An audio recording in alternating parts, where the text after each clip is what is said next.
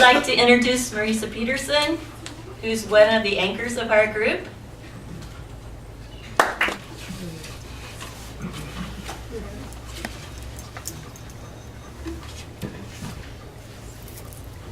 For a long time, Bhutan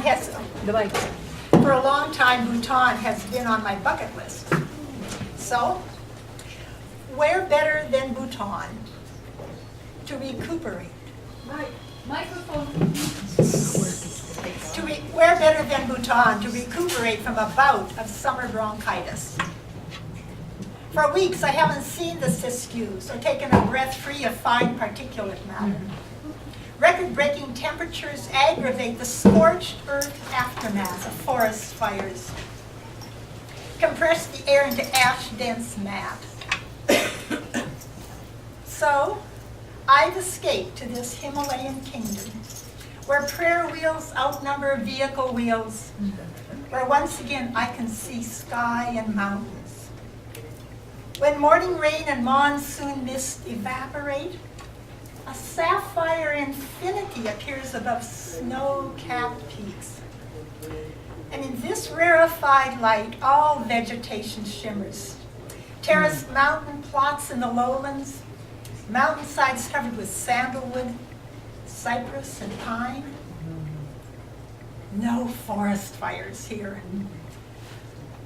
I take a deep breath. A hole-in-the-wall tea house provides me a kaleidoscopic view of the main street and open-air market, where shoppers wearing traditional wraparound kiras weave through stands heaped with chiles, onions, eggplant, pineapple, mangoes. Tantalizing aromas of cardamom, coriander, peppercorn, and curry float from spice stalls into the displays of pots and pans, electronic gadgets, CDs, and batteries. Children laugh and shout, play tag in the street, and vendors shoo stray dogs away. With another deep breath, I inhale the musky fragrance of my tea. Somewhere a chicken clucks, a bell rings, and breaks my reverie. It's my sprinkler timer. I lay my book on the coffee table, venture out into triple-digit heat, move the sprinkler to another spot in my parched garden, and then return to the tea house in Jamie Zeppa's memoir, Beyond the Sky and Earth, A Journey into Bhutan.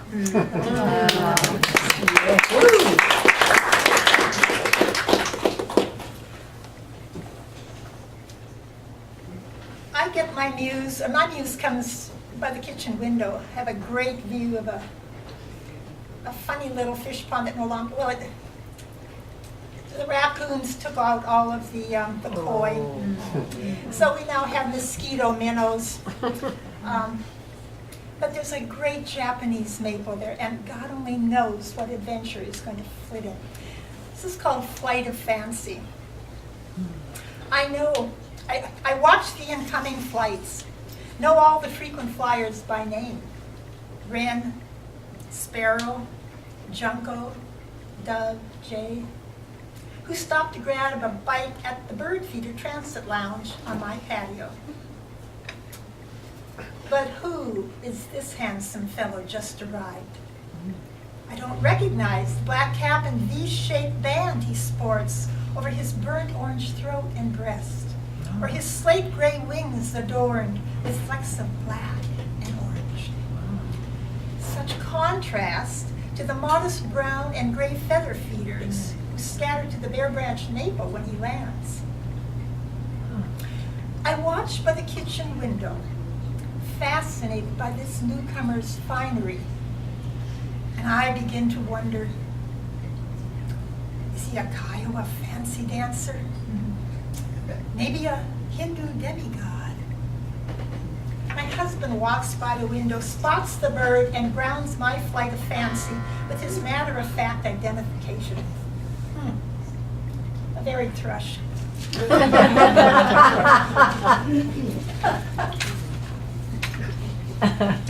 Well, for years, our family, my husband and 2 kids and I were 4 people on 3 continents. And the minor miracle for which I did not pray is that all of us, including their spouses and a grandchild, all ended up within 20 miles of each other in this valley. Wow. Yeah, really. I had no idea what it meant to be a grandparent because my grandparents were all dead. I had no idea what this meant. I'm learning because of an expert grandchild. He's now 6. I've learned a lot in the last 6 years. Making gluten-free phyllo dough for baklava, with thanks to Mary Oliver. You don't need to prove anything. Right. You don't need a diploma from a culinary institute. After 3 years of tiptoeing around this recipe, it's time to invite a plucky preschooler to join the experiment. Approach the gluten-free ingredients like making Play-Doh. Let your little helper measure and blend the rice flours, the xanthan gum, the unflavored gelatin. Then add the liquid and plunge his enthusiastic little hands into the mixture. Add some giggles, the secret ingredient not mentioned in the recipe. And knead until the magic moment when the dough turns elastic. Roll it out into tissue-thin leaves. Brush each layer with butter. Spread with nuts and spices. Bake until golden. Meanwhile, prepare honey orange syrup, the crowning touch for this gourmet delight. And while the fragrance of the syrup zests through the kitchen, a daydream invites you and your little apprentice to pencil out a plan for an artisanal outlet where you will sell gluten-free baklava, delicate enough to rival those displayed in Turkish pastry shops.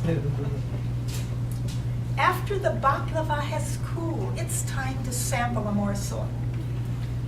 You and your little helper immediately decide this delicacy is much too fine for commercial purposes. You cut it into triangles and carefully place each delectable piece into a pretty tin labeled private reserve.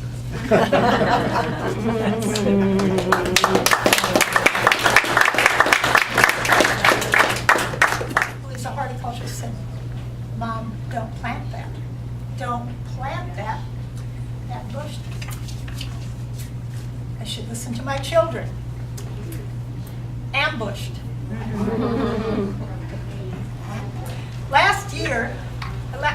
Last fall, I brushed against a bunch of silky feather grass growing in the garden.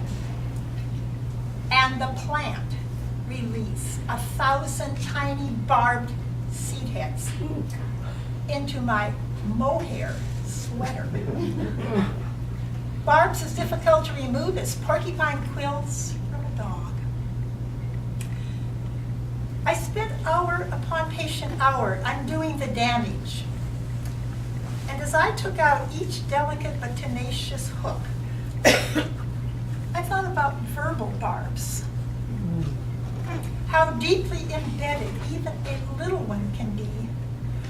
How long it might take to work its way out of a soul.